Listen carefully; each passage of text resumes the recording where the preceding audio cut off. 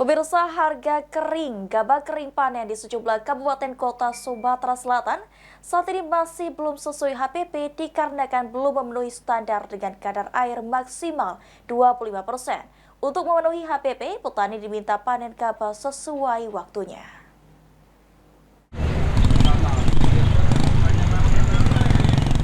Meski pemerintah pusat telah mengeluarkan kebijakan menetapkan harga pembelian pemerintah atau HPP terhadap hasil serapan gabah kering panen GKP petani sebesar Rp6.500 per kilogram sejak 15 Januari lalu.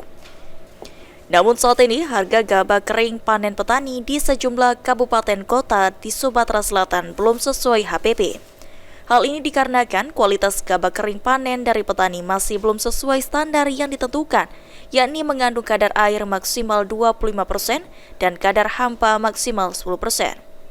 Oleh karenanya, pejabat Gubernur Sumatera Selatan Ellen Setiadi mengatakan, jika pemerintah Provinsi Sumatera Selatan akan merancang mekanisme dalam penyerapan gabah kering, agar penyerapan gabah kering di Sumsel sesuai dengan harga ketetapan dari pemerintah.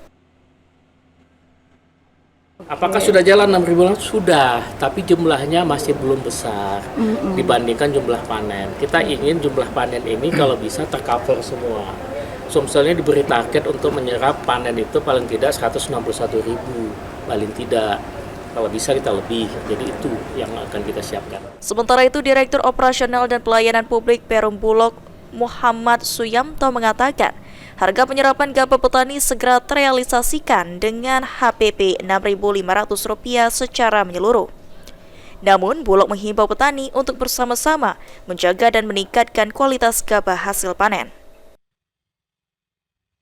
Pertama, pemerintah sudah memutuskan bahwa harga 6.500. 6.500 itu ya dengan segala kualitas, tapi kami tetap menghimbau kepada petani, mari sama-sama kita jaga ya 6.500 kalau mengirimkan kualitas ya yang sesuai dengan hasil panennya. Misalnya pada saat nanti kita terima, kita akan terima semuanya, tapi misalnya ada jerami segala macam tetap akan kita pisahkan. Jadi pokoknya 6.500 apa adanya sesuai dengan panen kita.